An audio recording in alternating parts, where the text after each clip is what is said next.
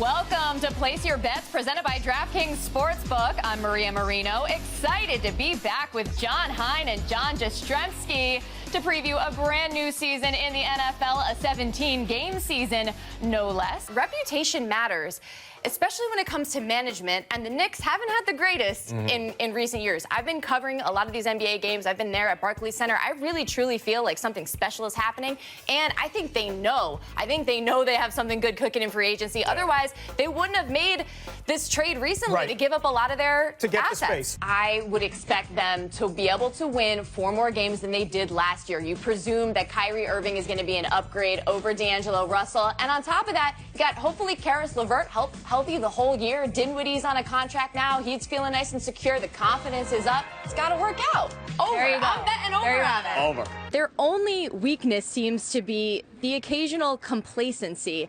And it's interesting, talking to head coach Steve Kerr before the game, he noted that this is his 5th year coming to the Garden, and he couldn't remember a time that the Warriors have ever played well here. He said he feels like the team is always just too excited, like they want to make the big play and show off. Paige Beckers took over the game in that second quarter. Ends up with a career-high 34 points. How did the offense open up for her? Guys, how excited is UConn right now? I think UConn's extremely excited. We're extremely excited. That was an incredible game. Meg, what stood out to you about the fourth quarter and how UConn was able to get a little bit of separation to pull this out? You know, Maria, I think it was just toughness. How does this journey differ from 2015? How is this team special and unique? We actually talked at length about this on the plane. Since you weren't fully healthy the last 2 years, do you feel like you're ready to give a little something extra, maybe have something to prove? Yeah, absolutely. I mean, it's been tough. Well, when you hear the words unanimous Hall of Famer, are you used to that? Has it sunk in yet? No, I'm not used to it. I mean, you're the only one. It's crazy. It is crazy. You've had some big games on 9/11 the last couple of years. This time's going to be an all-New York affair at Citi Field. How much are you anticipating that and hoping for a W? Do you feel like you've exceeded expectations in a way, maybe opened some eyes as to what you're capable of? 100%. What do you think is tougher, the West, where you have more strong teams, or the East, where you got to get through LeBron James? That's a good question. I think it's a both conference. The key matchup here, Coach Brad Stevens of Boston against LeBron James, one of the greatest players of all time. We have all underestimated the Celtics, and it's not for lack of respect for Brad Stevens as a coach. His coaching is a deciding factor.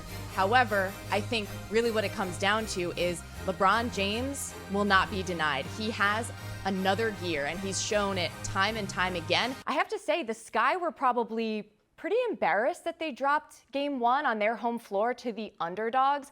And the way that they lost, too, with the Liberty going on a 13-0 run late in the fourth quarter to close out that game in Game 1, that made the Liberty look like the more poised, experienced playoff team, which is really not the case. Really, the Sky are that.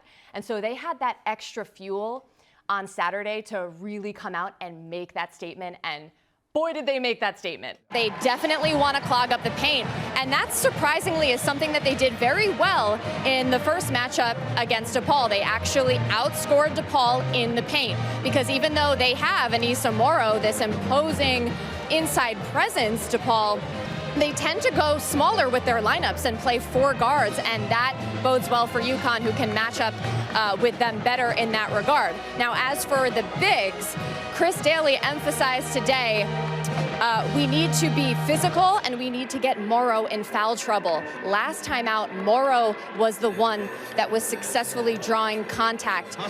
UConn was called for almost twice as many fouls as DePaul was. So if they could get some of those calls going in their favor, that would go a long way. Last season, Liberty owner Joe Tsai was vocal about the need for better travel conditions in the WNBA.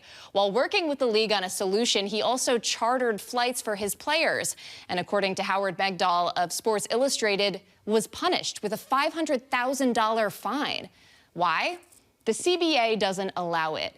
The 2020 agreement, though groundbreaking, could use an amendment, as it's clear there's still loads of red tape preventing the investment necessary for professional women's basketball to thrive. I'm Maria Marino. Thanks for watching Geico Sports Night. See you next time.